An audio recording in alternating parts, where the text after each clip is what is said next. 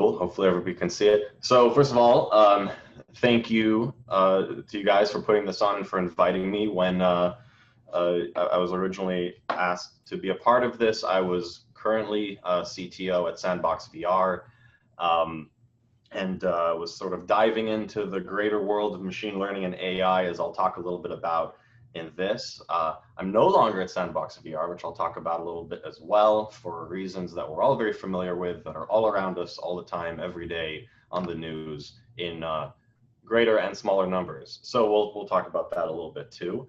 And I'll also add that this is actually my first like AI thing ever. So I'm super nervous, as you can tell, and I'll probably make jokes about myself throughout this entire presentation. So hopefully everybody will enjoy that. So with that, a little bit about this talk. So being that this is my first time really talking about AI and ML more formally, I've decided to kind of lean back on my past a little bit and kind of go through this sort of journey that I've been on, and sort of my experiences with AI throughout my sort of career and my education, and sort of where I'm at today. Talk a little bit about games and the ability to start to utilize deep learning and AI in games. And as I think anybody in the game industry in this presentation, in this virtual web seminar thing knows, when you say AI in games, it's kind of a loaded statement. It's a loaded word. There's a lot of different versions of AI, and many of which do not involve ML at all. So we'll talk a little bit about that, which I'm kind of excited to dig into. And also, as a result of COVID, yeah, I'm no longer at Sandbox. I landed at Unity. I'm on the machine learning side there. And I'll talk a little bit about what Unity is doing to some degree, and also what I'm kind of going into and looking at while I'm there. So yeah, excited to kind of go into it. So a little bit about me. As I said, this will lean back on my past just a little bit. So I'm a serial entrepreneur, which should read as some companies did well, some companies didn't do well. Probably more companies didn't do well than did well, as you can imagine. But learned a lot of things along the way, some of which really kind of dug into ML and AI. But I didn't know it at the time. A few years ago, I really got bitten by this sort of AI ML bug, and sort of the modern version of the definition of sort of ML versus what I'll talk about kind of that I was doing at school, which was sort of very much inspired by those things. So at Unity, I'm part of the perception team, and there I'm really kind of looking at the intersection of graphics and machine learning, as I'll talk a little bit about. And I'm also an adjunct professor, just to make it clear, at RIT, and I teach online in classes. I'm actually doing a lot of graphics, simulation, real-time systems, and also graduate courses in machine learning and AI, believe it or not. Again, making fun of myself because I have imposter syndrome, which hopefully will be over after this, but we'll see. So a little bit of, just kind of a quick breakneck tour through my past. This is some stuff that I built, did a lot of in VR, built this crazy thing called the Gtar and other devices. I've been involved with, obviously, Sandbox. I helped start the company Hackster, which was acquired by Evanet. Worked with everybody from Yamaha to Eve Automation, which then acquired Bowers and Wilkins, and I've been a mentor for Brink and Hacks for a very long time. And this is what I'm currently interested in, very much in synthetic AI, generative AI, and the ability to sort of apply ML to, like, I want to call it like real-time systems or real-time AI, which I don't know if that's a real thing or not, but I'm less interested in sort of, here's a problem, let's wait 5 weeks, and then we get an answer. I really like things that sort of happen in the now. And again, coming from kind of an embedded, DSP background, maybe that's why, but obviously learning more and more every day, so I might be completely off on that. So ask me again in a few months. So going into my past with AI, I think this was the beginning of my sort of inspiration. And at school, I went to Cornell, and my professor, who ended up being my master's thesis professor, Bruce Land, was also actually technically a neurology professor that somehow snuck his way into the electrical engineering department and became one of the most popular professors there. And he introduced me to this study, this paper. This was like from '96, and it was essentially a genetic algorithm, research paper where they took an FPGA and they tried to train it whether to detect a 1 kilohertz or 10 kilohertz signal, and some really creepy stuff happened. So after I forget how many generations, the learned circuit kind of looked, weird. And when you pruned it down, it had a lot of sort of gates that went nowhere, and they just sort of ended. And so here's the beginning of the sort of creepy emergent behavior. If you took that bit, that 10 by 10 logic cell, and you moved it to a different part of the FPGA, the system stopped working. So this thing actually learned to determine if it's 1 or 10 kilohertz within one cycle. So it's very, very efficient. But as soon as you moved it around the substrate, or if you moved it to a different FPGA, meaning again a different kind of substrate, it wasn't able to function any longer. It's a really interesting result, because that means that it was actually somehow adapting to the underlying substrate itself, to the nature of the silicon that was specific to that local area that it was in. Again, when you took that same circuit, you pruned it, and you got rid of all the stuff that didn't seem to kind of mean anything, it stopped working. And even when you changed the temperature enough, it stopped working. And that was sort of the beginning of me seeing like, wow, there's some really cool things that can happen when you just sort of throw a lot of stuff and like in this sort of stochastic jumble with effectively an objective. And that kind of inspired my master's thesis, which very horrible name, called Adaptively Networked Extensible Multiprocessor Architecture, which essentially was in ISA a network fabric where you had, potentially hundreds or thousands of nodes. This was all implemented on FPGA, and the idea that basically it was a load balanced machine. The idea was that nodes would start to communicate with each other in these sort of, wave-like crests and try to find each other. And over time, that pathway would go from a packet switch network down into a more of a circuit switch network. And this was very much inspired by like the Alan Turing unorganized machine, and then the architecture that really inspired this was the Cray hypercube.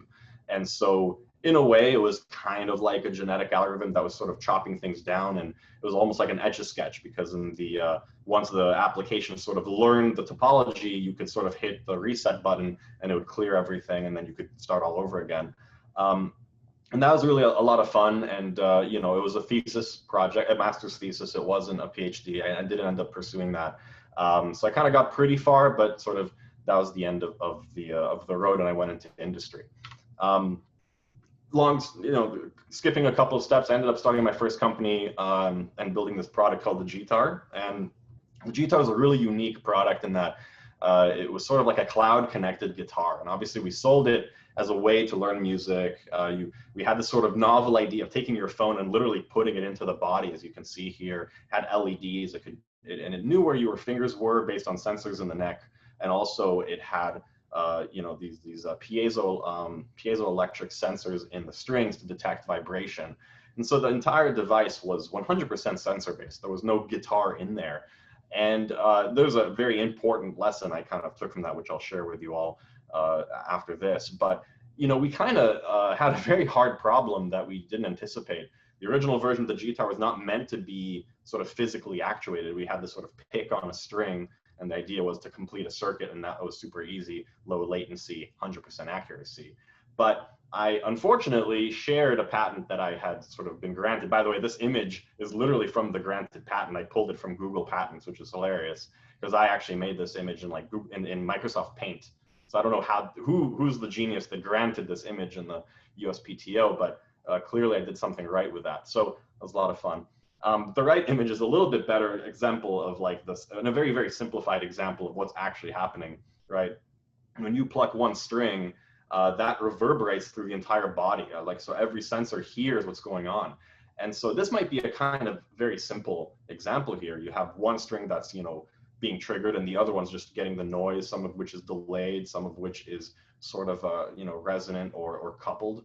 But what if the user is playing multiple strings simultaneously, which is actually pretty common in guitar, right? And so this is actually a really, really hard problem to solve.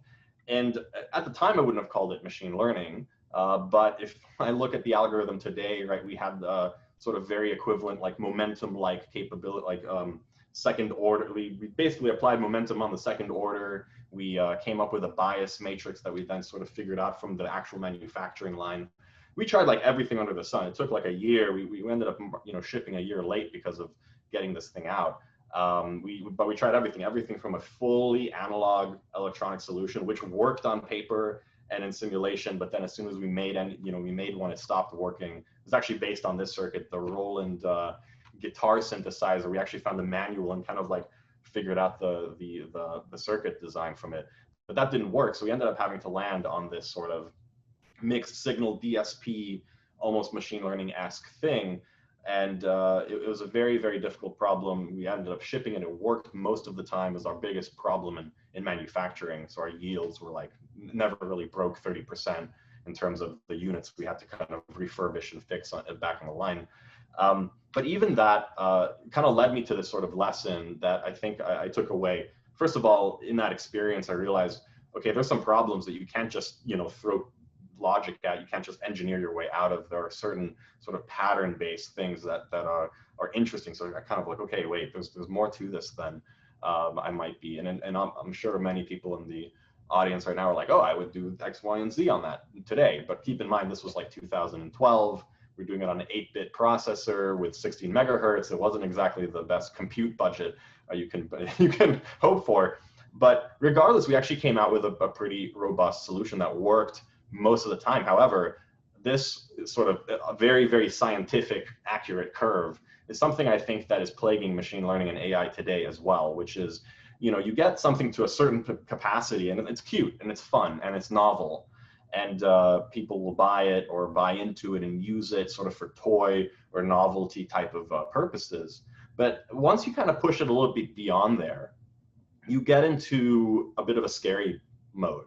And people are like, wait a minute, I don't like this. This doesn't make me feel very comfortable. And unfortunately, the Gtar kind of fit into that, right into that barrier between scary and not good enough, where we were good enough in terms of being able to be used by some of the most famous musicians that, you know, at the time you heard of, like, you know, Skrillex had one of these things, right?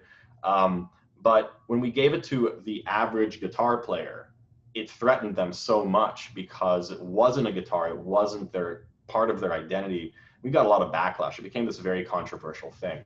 And I think that's true to some degree with a lot of, you know, machine learning things today, right? Where once it gets sort of good enough, people are scared that it's going to take their job, or it's going to not really be valuable for them to use, or take away some of their identity. And this was something that I kind of faced off on recently in terms of, you know, looking at AI for synthetic asset generation, right? You're talking to artists and saying, hey, AI might be able to help you make 3D models faster. And then the artists say, oh, I'm losing my job. And they freak out, right? But at a certain point, it starts to kind of curve up again. It gets so good that you'd be stupid not to use it, right? I think that there are plenty of ML examples of that. Again, I'm not, you know, the person who's been in this industry for forever, right? But for example, you know, look at Face ID. It's so good that you'd be stupid not to use it, right? It's not a scary thing anymore. It's just a thing that people are looking at. So this is something that's in the back of my mind that we learned with the Gtar, where, you know, you either have to shoot for the moon and surpass it, or kind of like aim for that novelty, because that uncanny valley does exist, not just in sort of life figures and movies and things like that, but also with technology and product. So if there's one maybe lesson that I learned that I can share, this was one of the most valuable ones, at least in my career. So let me fast forward a bit. I'm skipping a bunch of chapters. I ended up landing at Sandbox VR as CTO. That was as a result. My company before this was a VR company. That's a long story for a different time. But anyways, I joined in kind of the early middle of 2019. For anyone who is not familiar, Sandbox VR is a location-based, high-fidelity VR experience. So you would go to a retail store and you would don all this gear that you'd maybe not otherwise own at home. You would put on motion capture hardware and trackers, as you can see in this image. And then you would have a fully embodied experience with a few of your friends. So you'd go into this kind of greenish room, and you'd be there with 4 or 5 people, and you'd be shooting aliens or shooting pirates or shooting zombies or shooting whatever else you might want to shoot. And in some cases, swinging a sword as well. So a very fun experience, very popular as well. It was a kind of exciting place to be because VR wasn't really showing promise in a lot of the other, you know, well, it wasn't really doing well as an industry. But here is a place where people were literally paying, you know, 40, 50 bucks an hour, depending on the market, to be in VR with each other. And I'm like, wow, this is an exciting place to sort of see the future of VR. At the same time, staring at essentially this image, right, of people wearing these janky things.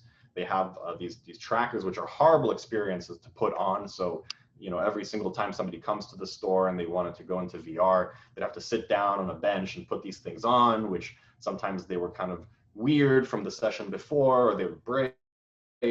And also they would get occluded, or if somebody was wearing like a shiny sweatshirt, all of a sudden nothing worked in the entire room. So there were constant sources of problems and failure modes. And on top of that, these were film grade motion capture solutions like Vicon and OptiTrack. We're talking about like $100,000 system for each room, and each store had between 4 to 6 rooms. So you can kind of hear the numbers adding up. And this is technology, right? So this is not a system that's just going to last for 5, 6, 10 years. So your every store has to refresh this hardware. In the background of all this, right, I've been self-studying and kind of diving into ML and AI really deeply at this point for some time, and I'm watching this stuff happen in front of me. Right, we're literally capturing the 3-dimensional pose of these players.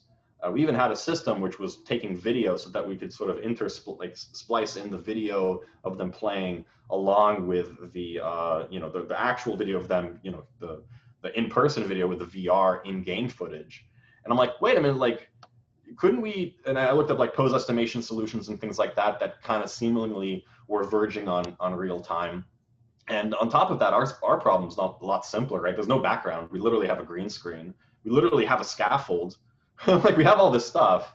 The only thing we need to do is capture the data, right? Format it the right way, and then start to essentially train and build a real-time on-prem pose estimation solution. This was not a big ask either, because every single room on top of these motion capture systems had, super high-powered computers on people's backs, as well as 3 to 4, very, very, high-powered computers, desktops with high-end GPUs per room.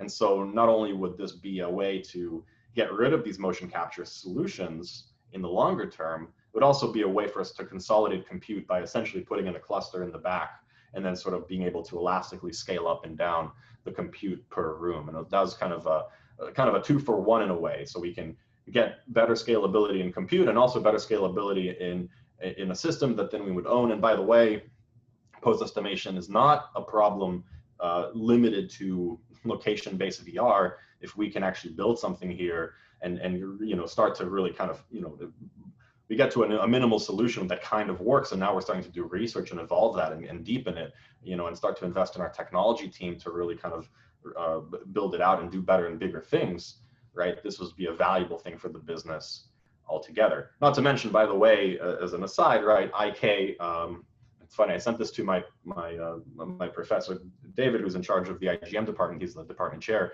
gave me feedback like 5 minutes before this presentation started. He's like, what does IK stand for? And I'm like, okay, crap. So if he doesn't know what IK stands for, I should define it. IK is inverse kinematics, which is essentially, the solving of a kinematic body based on certain anchor points. So if my hand's here and here, where's my elbow, where's my head, and so on and so forth, which is actually one of the more popular algorithms is cyclic descent. It's essentially a gradient descent optimization problem. And so there are sort of these overlaps between IK and doing IK properly, especially in real time with machine learning as well. So there's a lot of overlap here, a lot of good stuff. I was very excited. We were putting the stuff together. We got some momentum, and then COVID put an end to all of that. So myself and the entire executive team and pretty much the entire company, I think we were like 300 people at one point, were essentially laid off, except for a small group that was furloughed. The idea of going into a retail store today is scary enough, let alone go into a retail store and put on a headset that some stranger just wore 5 minutes ago. So that was fun. But that's life. And to kind of speak to that a little bit, if there's anybody on this in here, that's a fan of Sandbox, obviously Kraft, which is a co-investor, which is also an investor in our wonderful hosts, invested in them. They're really pushing for it. They've furloughed a group of people that are back online. They've raised some money. They're going to try to go through this thing with a small group of 20, 30 people. And they, I think, will make it, but it's going to take a long time and some hard work. So Godspeed to them. Let's move on and talk about a little bit of fun stuff. Let's talk about deep learning in games. So before we talk about machine learning in games, we should kind of decouple AI. So AI for games, which is machine learning for games, and applying deep learning techniques or machine learning techniques to game development or gameplay and even game engines from game AI. So AI in the context of games is a very loaded word, right? It can mean anything from just swarming behavior trees and planning to even sometimes like just logic, right? For example, here's a node tree from, I forget which game. This is actually out of Unreal Engine. Tim Sweeney is the CTO of Epic. No, he's the CEO. It's CEO of Epic. That makes Unreal Engine. Tweeted this out and was like, "At what point does it cease to be software and become biology?" And you look at this thing on the left, and it looks like a very complicated. It's all logic. It's all node based. It's all predictable, deterministic to some degree, if you believe that. But while it's not deep learning, right? This is clearly somebody, like some old school neural network, meaning somebody's brain had to sit down here and figure out all these paths. And these techniques are extremely powerful. And if anybody's played a modern game, right, the combination of essentially complicated planning, HTNs, with like pathfinding techniques and things like that, like JPS, which I'll talk about. It's almost difficult to get, for example, like a reinforcement learning algorithm to do that. And by no means am I an expert in reinforcement learning, but to do that in the sort of craft that games have to perform at, right? Like this agent can't like be spazzing out. It has to sort of respond in predictable ways. That's currently, from what I've seen at least, out of reach, right? So these techniques today, in gaming in particular, are still very much the way that a lot of in-game AI is done. And this AI, by the way, is not, I think, in the same way that we talk about, say, like computer vision and understanding a scene based on RGB values. It's very different, right? Because this AI is sitting inside of the engine. It can literally do heuristic type searches and things like that. But there's an argument to be made, right? In some cases, are heuristic searches sufficient? And I think in some cases they are, but that's a much deeper conversation. But I wanted to sort of point this out. So to talk about sort of one of the main things that is done with game AI versus AI for games is pathfinding and the ability to sort of navigate. So anybody who's done a computer science degree knows about Dijkstra's and potentially A-star. But when you're in a game, you can do a lot of other things like develop a navigation mesh. So you take the scene, the world that is unlikely to change, you design a mesh, and then you can sort of quad it out and essentially apply things like jump point search or jump point search plus, which allows you to then sort of navigate this thing per frame almost perfectly and kind of create these paths. And in fact, I think a lot of what's done in game AI is adding stochasticity, adding randomness so that it's not too perfect, because all of a sudden then you see an AI going from here to here in a straight line. And when you talk to game companies about why aren't you using AI more for testing and QA, the answer is it's not human enough. But in terms of a user playing the game and having that experience, right, that's what you want. So there's a bit of a tension there between the two things. A little bit talking about task planning, which is also a fun thing, which is not necessarily strictly ML, but is used a lot in games, which is essentially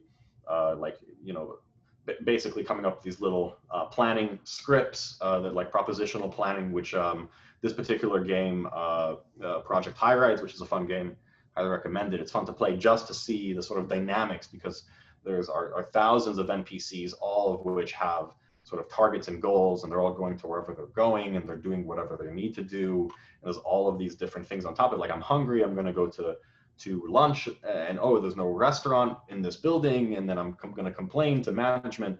And the entire game is this big dynamic of all of these NPCs interacting with the sort of world, the sort of environment that you've made for them. On top of that, in the background, there are environmental factors that come into play, such as like a particular room getting degraded because you haven't repaired it fast enough, and then that NPC being upset and needing more air, but you don't have a garden. And so it's a very interesting just again, how these emergent properties sort of pop out of what should be understandable systems. And obviously these are deterministic, which I'll kind of talk about in a little bit. But at a certain point, right, like what is, if it's so complicated, if there's like millions and millions of these things all interacting with each other, it sure is deterministic, but I mean, I couldn't tell what was going on. And I think at a certain scale of dimensionality, right, no amount of compute could tell. But I mean, then you do have a computer underneath that. So it brings up that question of what is it really? So one last thing I'll talk about, right, is this difference between procedural and synthetic generation. So in the context of this meetup, this is a synthetic AI group, I think a lot of times synthetic gets mixed up with procedural, because you look at procedurally generated things and they look like particularly appealing and particularly impressive. Like for example, on the left here, this is a height map generated by fractal Brownian motion, which I'm by no means an expert in, but for example, things like Perlin noise, which I think many of us are aware of, can give particularly amazing results. Like for example, look at Minecraft. At the core of that is Perlin noise. And then on top of that, if you layer that with algorithms and sort of these deterministic sort of heuristics, you can start to get to very, very appealing, you know, and synthetic looking things that are not synthetic really, because, and this is always like a problem that comes up. Like there's a particular game called No Man's Sky, if anybody's played it, and everything in there is procedural, right? But it's procedural to such a degree like, that it's very difficult to see that, right? And it almost feels synthetic, but it's procedural because it has to be. It has to be deterministic. Otherwise, when two different players show up to the same place, right, they would not see the same thing, or they would not, you know, interact with the same objects. And this is sort of the problem. And by the way, one of the main reasons that you don't see machine learning as much in the game itself, like as in running inside of the game, which again, one of the reasons that I'm personally very interested in, you know, real-time AI or AI for real-time simulation and things like that. So let's talk a little bit about something that is synthetic in reality, and this is a really fun paper. I highly recommend it. By the way, these are links in here. I got feedback that, you know, quote your references while they're in the presentation. So afterwards, feel free, I can share the slides. But this particular paper is really cool. It's out of Microsoft. This is at the core of HoloLens 2 ability to do hand tracking. It's a really interesting thing because, again, I'm not super familiar with the implicit point thing. I forget the name of it. This uses a different form of optimization called lifted optimization, which essentially takes a mesh surface and then tries to match whatever the sensor is seeing. So if I see a depth map of my hand, right, my hand is kind of in the foreground, and I have depth, and I can kind of calculate the normals on that hand, right, then I can have a mesh that tries to kind of fit that hand. And what if I have a mesh in 3 dimensions that fits my hand, and sort of the normals and the points of that model match what I see in the depth map and the normal map, then I know where my hand is in 3D space relative to the headset. And not only is this a very effective technique, but it also works on significantly lower required, like the hardware requirements are significantly lower. And in the context of what HoloLens is doing, this has to happen, you know, multiple times a second and converge relatively well. Otherwise, your hand is doing this business, and you know, none of us like disco hands. So it's a very, very cool technique, and it shows actually a very fun, you know, trend, like what's the word? It's a nice intersection between graphics and ML, because you know, we're talking about, you know, Phong surfaces, or essentially taking a surface where you interpolate the normals and the positions in sort of using the Phong model, which was previously used for, you know, pixel shaders to create sort of shiny surfaces and that. And that's very, you know, again, a very much deeper subject. So getting into some of the things that I'm interested in, especially with regards to games, you start to talk about sort of different representations that are starting to verge into now machine learning and neural representation. I know this is a bit of a break in the presentation. It's a bit of a jump, but this is getting into the stuff that I'm really excited about personally. So anybody's watching, I'm not sure if you're familiar with voxels. If anybody's playing Minecraft, voxels is, you know, the way that it represents the world. And voxels are actually much deeper, right? The ability to represent volumetric data is used in a lot of industries that are not gaming, like, for example, how do you deal with MRI data? How do you deal with any kind of volumetric texture? And so when game people think about voxels, they think about Minecraft. But for example, Voxel Quest, which was which is a project that one of my buddies is working on and got a lot of attention, not too long ago, just shows at what level you can do voxels. So in this image on top, that is all voxels. Now the problem is memory and how do you handle this? And so this is also procedurally generated. And as a result of the procedural generation and the algorithm that runs on top of the voxel representation, you can do some amazing things. Now the problem is how do you edit it, right? Once you edit things of this sort of resolution, well, the memory just balloons out of control. And so, for example, there's another company called Atomage or Atomage, I forgot how to pronounce it, but Daniel Tabar. And what they're doing is it really shows just how far you can get with a voxel representation for volumetric data. And also, as I'll talk about in a second, there's some really cool stuff going on the machine learning front and the sort of merging of voxels and sort of implicit representations. Signed distance fields, another very, very promising thing. If anybody's seen the Unreal Engine demo recently, the global illumination is largely made possible by signed distance fields. On the left, this, I can never pronounce his name, but Iguilio, I'm not going to try, but here's his webpage. A lot of really great tutorials about how to produce this image in a shader toy, very limited code to create what is a very, very appealing, Pixar quality image. And so there's a lot of really kind of fun things there. In fact, if anybody's used or heard of Dreams, the video game, it's all signed distance fields and allows to have almost a level of depth, like even more so than voxels. It's sort of the equivalent of vector representation versus pixel representation. And there's a lot of talk about sort of the end of the raster pipeline, which is also exciting when you start to talk about neural representations or the implicit representations of volumetric data. So a recent paper that came out of the Berkeley Computer Vision Lab, I believe, NERF, the neural radiance fields, is very exciting. On the left, that's actually a sphere being rendered behind this neural, neural radiance field, and it's pretty exciting because what you're doing is you're ray marching through this radiance field that is represented in a multi-layer perceptron,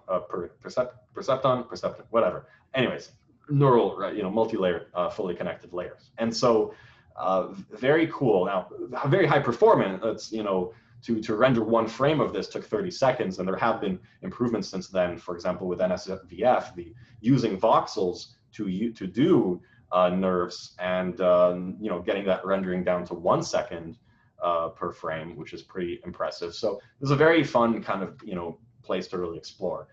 Another really interesting kind of thing, especially applicable to games in particular, with one of the research papers here that recently came out of NVIDIA GameGAN. But GANs are generative adversarial networks, which obviously have gotten a lot of attention recently in terms of being able to produce images of people that don't exist and you couldn't tell, right? But what if you start to represent those GANs as sort of holographic or three-dimensional representations, which is essentially what HoloGAN does. Apparently there's a new, from the same authors, of a BlockGAN, which I haven't read yet, which I think uses a similar kind of approach, but I won't speak to it too much. But you can't see it, it's not a video, but on that top left, if you watch the video on the site, that you can actually rotate around space and look at these objects, which are actually 100% generative from different angles. Now, you can see the problems with it because it doesn't look real. It's not the same, like NERFs look like literally a volumetric representation, whereas hologans are generating a new image from that implicit representation and actually extracting the styles akin to StyleGAN to do that. Whereas actually Platonic GAN does actually learn a voxel representation, which is then rendered by a learned differentiable layer.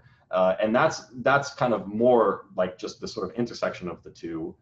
Funny enough, BlockGAN actually has an author from Platonic GAN, so I think these guys are talking to each other, and I'm relatively new and to all this in learning.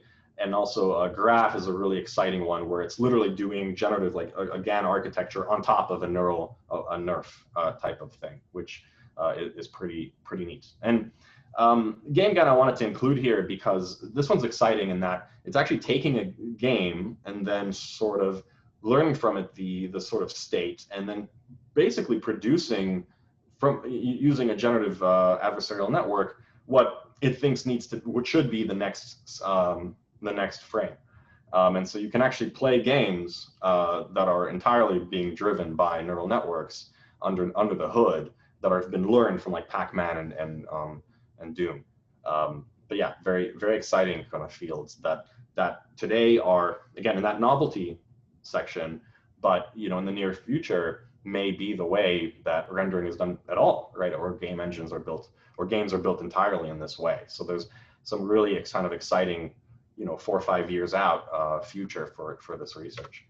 I'm going to kind of skip ahead because I really don't know anything about reinforcement learning. It's something that I'm sort of spending more time in now, but linked a nice link to kind of provide a survey, and obviously the ability to have agents that can play games for testing or for producing better AI NPCs is an active field of research that I know very little to nothing about. So something I'm personally excited about.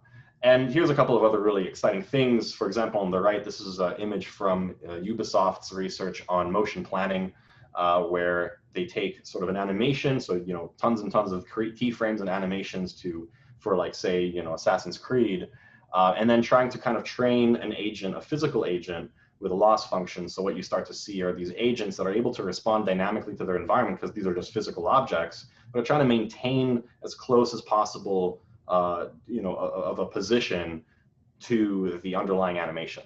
So very fun, and obviously to call out our wonderful hosts, the ability to synthesize assets such as voice, a really big and exciting place, especially for voiceovers and development, where in fact just recently I talked to somebody that worked on Call of Duty, kind of in the higher level, right? And they were saying, once you get to voiceover, you really can't change much. And so all that QA is like, okay, well, cool, we have an issue, but whatever.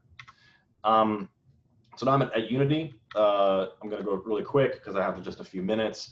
Obviously, Unity cares a lot about ML, in particular reinforcement learning, and now Unity is one of the more popular, ML agents from Unity is one of the most popular reinforcement learning research tools. I'm on the more synthetic data side, especially at the intersection of graphics. How do the graphics rendering techniques actually affect the performance of computer vision models, for example?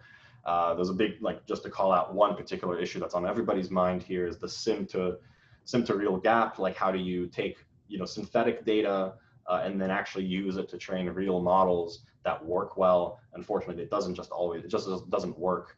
And there's a lot of justification for doing this to create synthetic data, such as the fact that data sets are expensive and often are very biased. Like, for example, most planes are the pictures taken from a particular angle. And so, a lot of these data sets show a bias, and has been shown with, neural networks, they tend to bias towards, lower frequency components. If you want, there's a very great paper that kind of proves that. And so yeah, so that's kind of what I'm up to. And in particular, excited about these sort of differentiable, or basically continuous implicit representations of 3-dimensional data, so that then you can, do things like, look at new ways to represent these things, and hopefully do that in real time. But yeah, sorry, kind of scrunched it at the end. Wanted to leave a minute or two for questions. But yeah.